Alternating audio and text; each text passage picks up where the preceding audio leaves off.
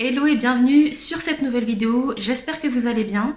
Alors moi c'est Leken, sur cette chaîne, ce que je fais c'est un petit peu vous parler à vous, les futures mamans, les mamans, voilà, en postpartum par exemple, ou encore les premiers mois après la grossesse, la première année ou encore après, pour pouvoir répondre à vos questions à ce sujet. Moi-même j'ai deux garçons, un qui a 9 ans et demi, un petit garçon également qui a 2 ans et demi. Et voilà, je vous partage mon expérience personnelle, également tout ce que je peux apprendre à travers les livres, à travers les questions que je pose au personnel soignant. J'aime beaucoup ce sujet de la femme dans sa globalité en général, de son corps, de son esprit, voilà, du bien-être en général de la femme, mais également de la maman postpartum et de son bébé aussi. Donc moi, ce que je fais en fait, c'est maintenant que vous me posez vos questions tout simplement, et ensuite je vous réponds principalement en vidéo. Ça peut être également par mail, par commentaire, enfin voilà, ce genre de choses. Donc n'hésitez pas à me poser vos questions. Moi, mon but vraiment, c'est de vous enlever un certain stress, une certaine pression, de rester bloqué sur des questions qui peuvent être très vite désamorcées. Voilà, faire en sorte que vous soyez le plus possible dans un certain bien-être en tant que maman ou de future maman, pour vraiment en fait accueillir nos enfants, accueillir vos enfants dans un environnement qui sera le plus bienveillant possible pour lui et également pour vous, bien évidemment.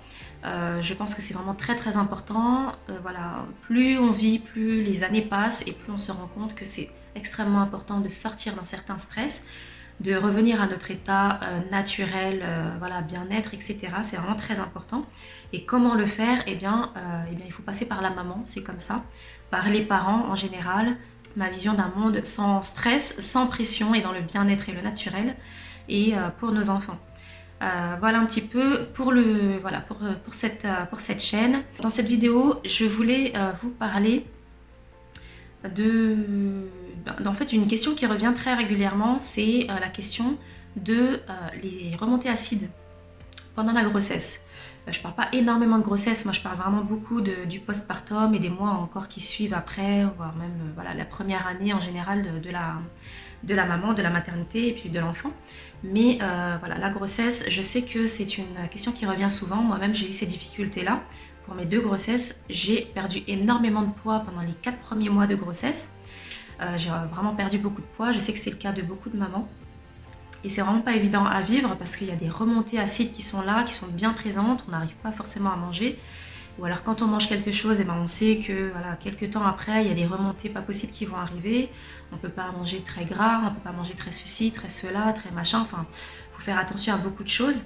Alors d'un côté c'est bien hein, parce que du coup ça nous force à, à manger bien, sain comme il faut. Voilà, des salades, des choses très saines, très légères, très solaires, très fluides comme ça. Donc c'est bien d'un côté. Mais des fois, c'est pas suffisant. Moi, je sais que pour ma première grossesse, c'est ce que j'ai fait. J'ai mangé enfin, pour mes deux grossesses de toute façon.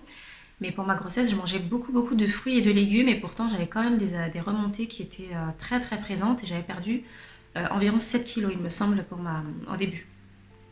Et donc, la solution, moi, que j'avais prise, c'était, hormis voilà, tout ce qui est médicamenteux, etc., parce que je, je fais en sorte dans ma vie, que ce soit pour moi ou pour mes enfants, d'éviter un maximum toute la prise de médicaments, sauf si vraiment je sens personnellement à l'intérieur de moi que c'est vraiment très nécessaire.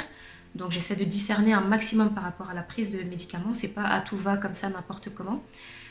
Et donc là, sur ce coup-là, ce que j'avais fait en fait, c'est que j'avais testé beaucoup de choses. Et déjà, dans un premier temps, c'est le froid. Donc si je peux vous donner un conseil, c'est tout ce qui est froid. Même si c'est pas forcément top pour la santé de consommer des choses froides, parce que le corps a besoin d'une certaine chaleur dans sa consommation, même la consommation d'eau, etc. Consommer du frais sans arrêt, c'est un choc thermique à l'intérieur du corps qui amène une certaine pression et un certain stress à l'intérieur. Donc toujours avoir une température quand même assez correcte dans ce qu'on va consommer, c'est en tout cas beaucoup mieux que d'avoir des choses très froides, très glacées, des choses comme ça.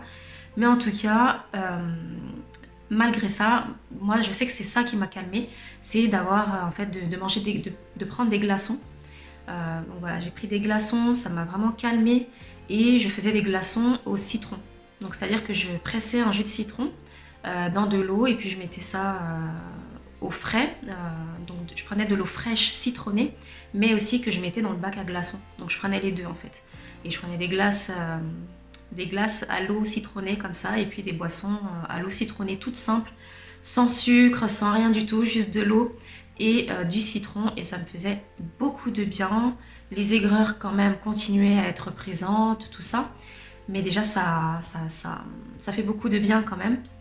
Donc voilà mon astuce à moi. Il y a également l'homéopathie qui fonctionne. Moi personnellement, pour ma part, ça a fonctionné, mais au bout d'un moment c'était revenu quand même.